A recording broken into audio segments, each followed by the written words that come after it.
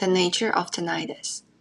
We have chronic tinnitus, which persists for an extended period, and there's temporary tinnitus, which comes and goes on its own. Let's explore these two types further. To our best knowledge, one of the most important factors that comes into play is the cause of tinnitus onset.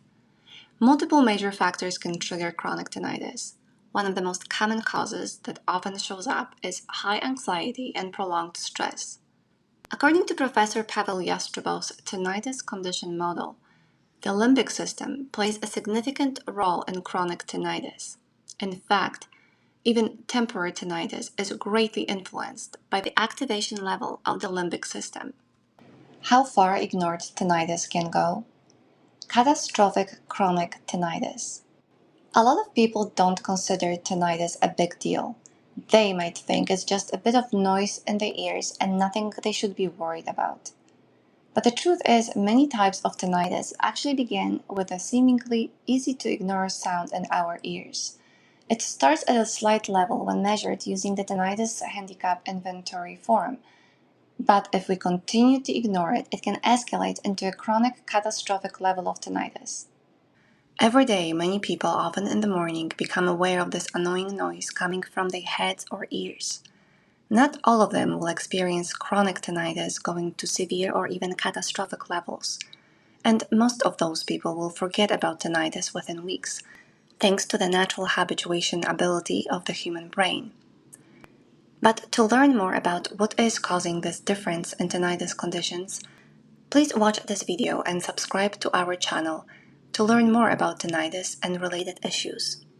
Tinnitus comes in various forms, and if you talk to any clinician who deals with tinnitus sufferers regularly, they will tell you the same thing.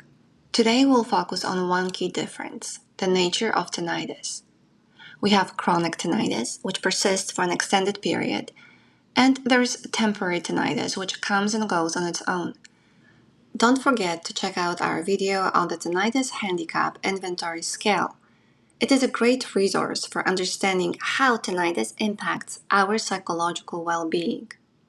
The THI questions are specifically designed to measure the severity of tinnitus, mainly considering the abnormally high activity in the limbic system. That's why simply measuring the pitch and the loudness of tinnitus might give us a partial picture of its true nature.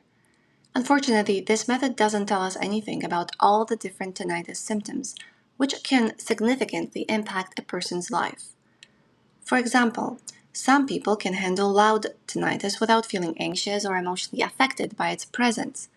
Some even sleep well and don't experience the typical difficulties associated with insomnia.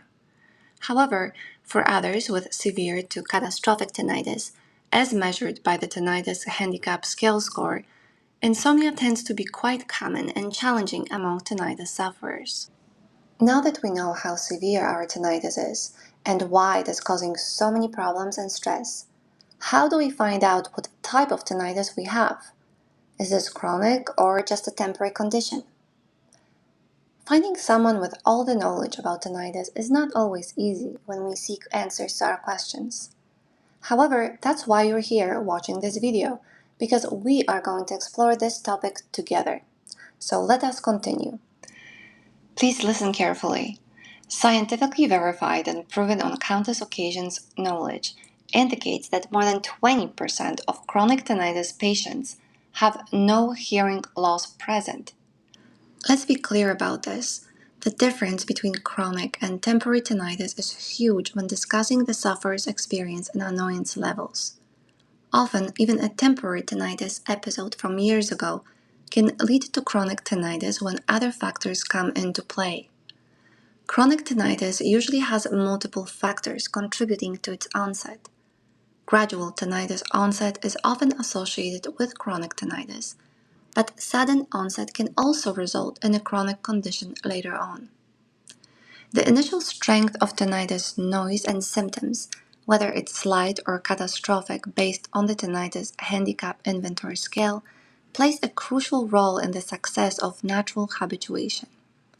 Natural habituation becomes much more effective when we closely follow the strict guidance and instructions. Our message to you is clear. Regardless of the reason behind your tinnitus, we must do our best to make a difference in how it develops in the future. And with the onset of tinnitus, we should make an effort to support our brain as much as possible to improve the chances of reducing tinnitus symptoms, and eventually habituating to the tinnitus by starting this process right away and treating this as an important part of our daily activities. Don't forget to subscribe to our channel so you won't miss any future videos we have in store for you. Stay informed and take control of your tinnitus journey today.